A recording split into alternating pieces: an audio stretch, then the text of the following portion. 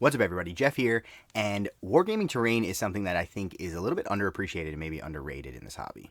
A nice set of terrain is something that can really make a table and a game super cool to look at, super enjoyable, and it's something that I've noticed that people who are just getting into the hobby have a hard time with. It can often be difficult to figure out exactly what kind of terrain you need, what is the right theme to go with the game that you're playing, and finding companies that make the kind of terrain that you want. Plus, there's all different types of materials that have pros and cons, and it can be kind of confusing for some people. Warsenal is a company that I think is pretty well known for their Infinity terrain as well as accessories, though I think it reaches well beyond Infinity, but we'll get back to that in just a minute. When I was walking around at Gen Con, I, of course, made it over to the Corvus Belly booth to get all of the information about Infinity N5 that's coming out at the end of this year. And while I was there, I got a chance to see this really gorgeous table of terrain that has this sort of Japanese inspiration behind it. Now, it really catches your eye when you're walking around the show floor. It stands out quite a bit, and it attracted my attention because I think this is a set that will work for a lot of different settings. So I went over and I started talking to Jay from Warsenal, and he was telling me that this is part of their color printed line of terrain. So this actually comes exactly how you see it. You don't have to paint it at all. Now, he was cool enough to actually offer to send me home with one of the buildings, so huge thanks to Jay for giving me the opportunity to check it out. Warsenal actually has a handful of different lines of terrain available on their website, and most of them, as of right now, are going to come without being pre-colored, so they're just going to be bare MDF. But they definitely have a very high level of detail, and one of the really cool things I like about their sets is that a lot of them have interchangeable parts, so that you can actually change out things like walkways and connect them up to the sides of buildings. But if you don't want to connect to the sides of buildings, you can put in a railing or something like that.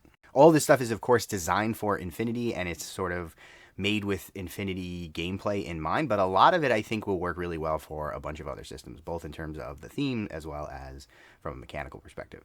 So we have this kind of Middle Eastern inspired set, which is really gorgeous. And of course, this works for Hack Islam in Infinity, but I think you can make this work equally well for any kind of modern game or maybe something that's near future. We then have a set that is based on Ariadna in Infinity, but this kind of works pretty well for any sort of contemporary military setting, I think. Or anything that's set in a near future from a science fiction perspective. I actually think that this terrain would work really well for Halo with just a little bit of modification, so I think I might have to look into that more in the future. We then have this set here that looks like it's a little bit more of a grittier sci-fi angle, and I think this would work really well for something like 40K or Star Wars Legion, or maybe something like Stargrave. It's not super specific to a particular setting, so I think it could work pretty well for a lot of different sci-fi games.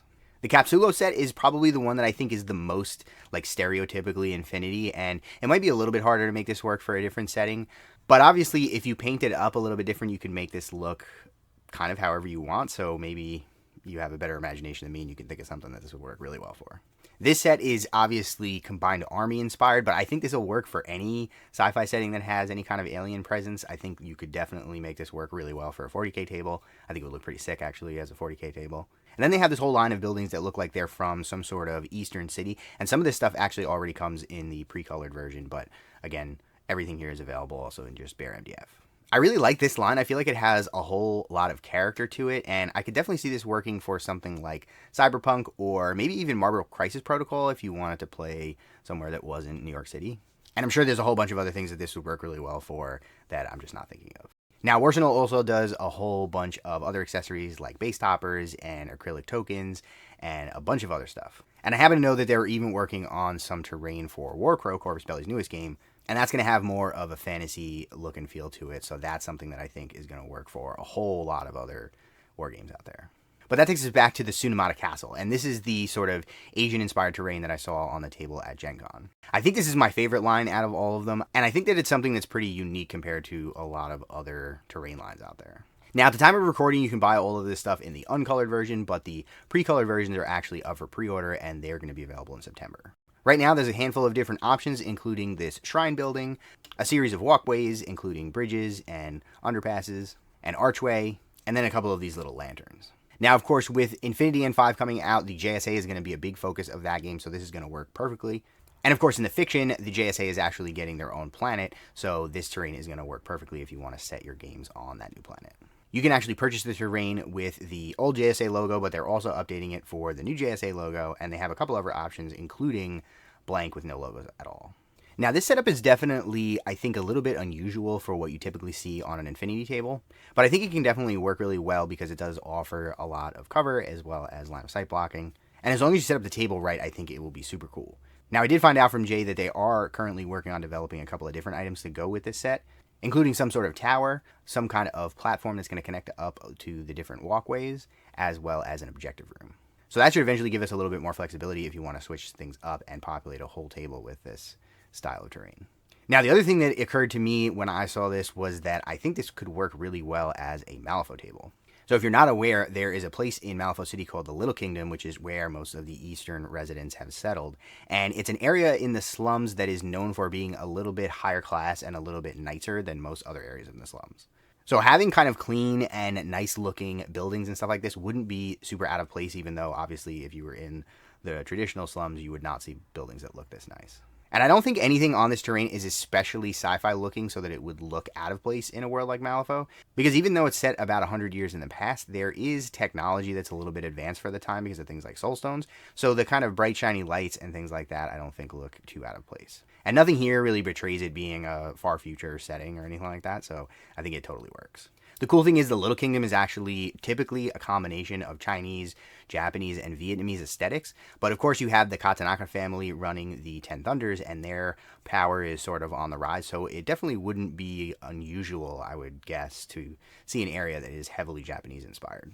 It totally works for me, and I think what I'm going to do is make up a couple of little bamboo forests to put around the shrine and set up my own Malifaux table that is mostly based on this line of terrain because I think it looks super cool.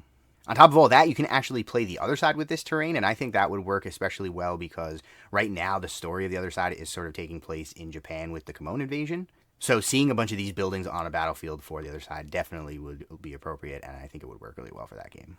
Not so much the walkways because the bases are way too big, but definitely the shrine and potentially some of the other new stuff that's coming down the road. Now, Jay set me up with one of the shrines as well as a set of these lanterns, and when I got them home, I was super excited to bust them out and start building them. So the first thing you're going to notice is that they come flat packed like this, which is really convenient, and I found that popping them out of these wooden frames was extremely easy. All this stuff is made out of MDF, and I've built other MDF terrain before, and sometimes it's a little bit of a hassle or you can actually damage the pieces when you're punching them out of their frames if you're not super careful. But this stuff basically fell right out of the frames. It was really easy to get apart. Taking a look at the terrain up close, I immediately noticed that the coloring was all super vibrant and I was super impressed by it.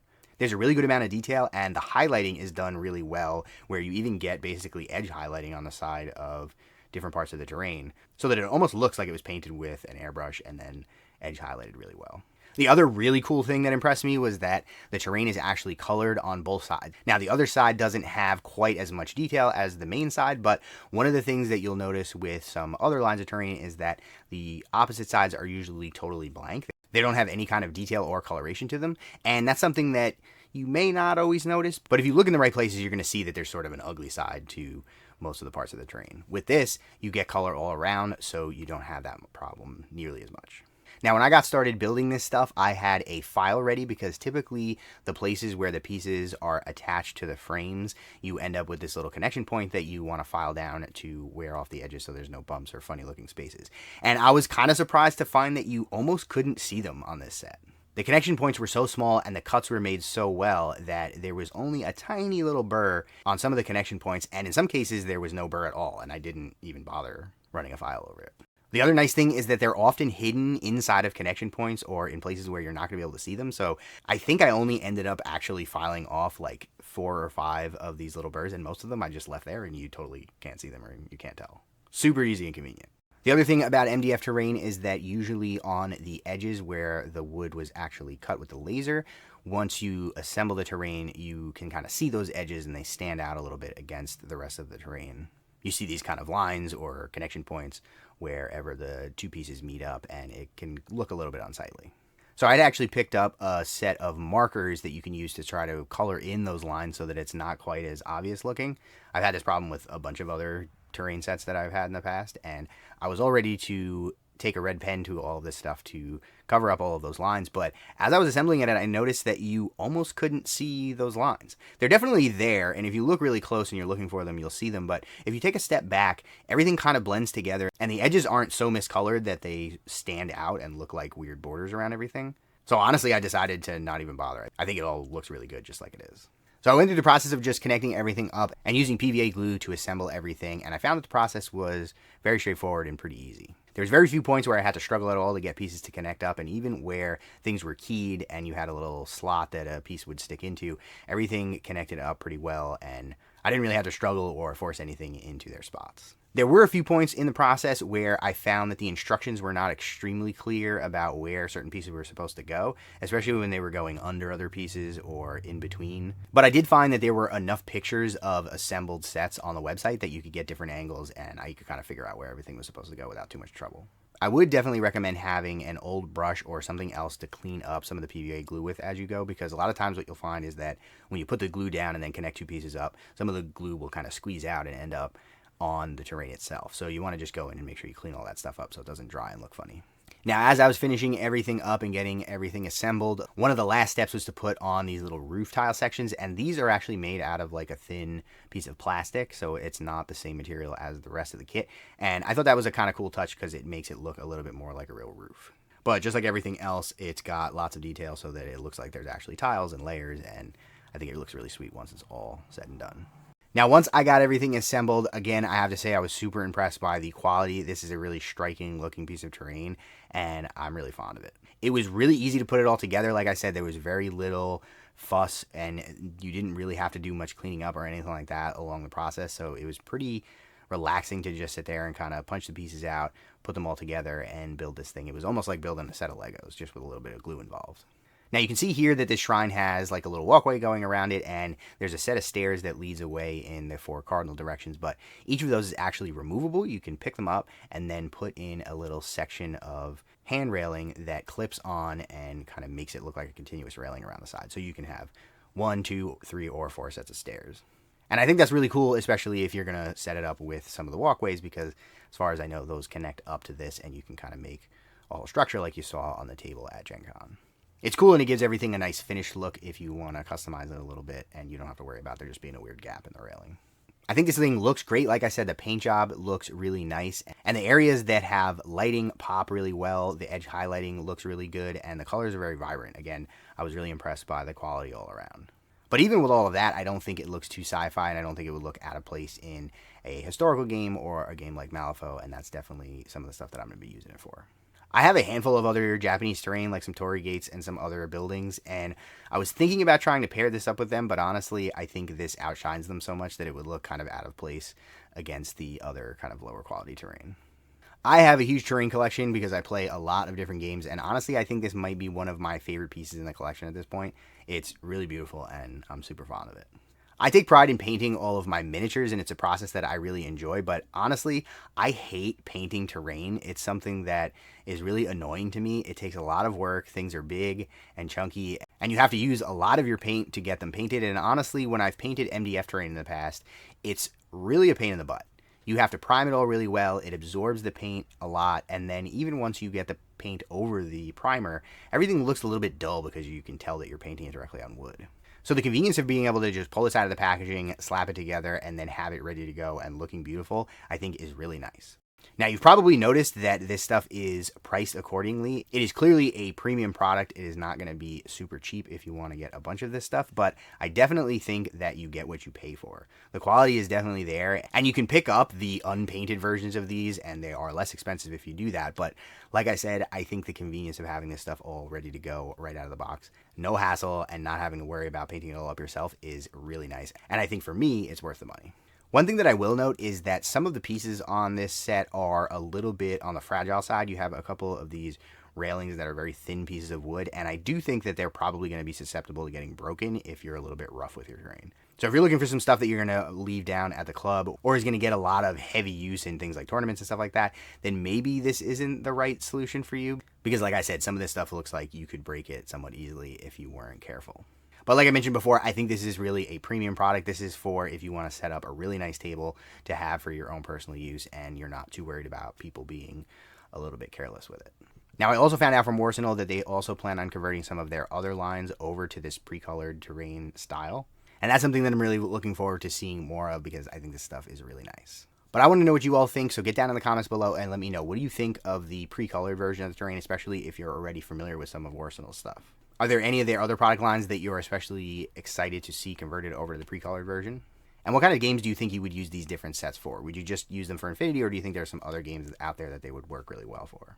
I'm also curious if there are any other settings that you'd like to see Warsenal do a set for. Personally, I would really like to see them do a set of terrain for the Nomads. I think if they did a line that could get me a table that looks like Corregidor or Bakunin, the Nomads motherships, I think that would be super awesome, and I would definitely be first in line to pick up a full table of that. I'm going to try to get a full table together of the Sunomata set so that I can have it ready to go for my next Infinity and Malifaux games. And I'm definitely going to try to get my hands on some of the new stuff as they expand the line out, so definitely stay tuned if you want to see more of that. Let me know if there's anything else from Warsenal that you'd like to see a video like this on, whether it's their base toppers or their token sets or even those little hollows that they have that make it look like your hacker is actually manipulating some sort of hologram terminal. They don't really serve any purpose, but they're really cool and I kind of like them. So get down in the comments and let me know. Don't forget to like the video and subscribe to the channel, and consider sharing it around with some friends who you think might find this useful. Check out all the important links in the description below, including my Ko-fi if you want to give me a quick tip as a thank you for the video, or my Patreon if you want to support the channel more regularly, and you can get a whole bunch of different benefits, including a shout out at the end of the videos, access to special channels in the Discord, and extra entries into the giveaways that I do occasionally. With that, I want to send a huge thank you to the extremely cool kids here on Patreon, the Steam Powered Scoundrels, Dogmatized, Devin, and the Spilled Paint Pot. And thanks for watching.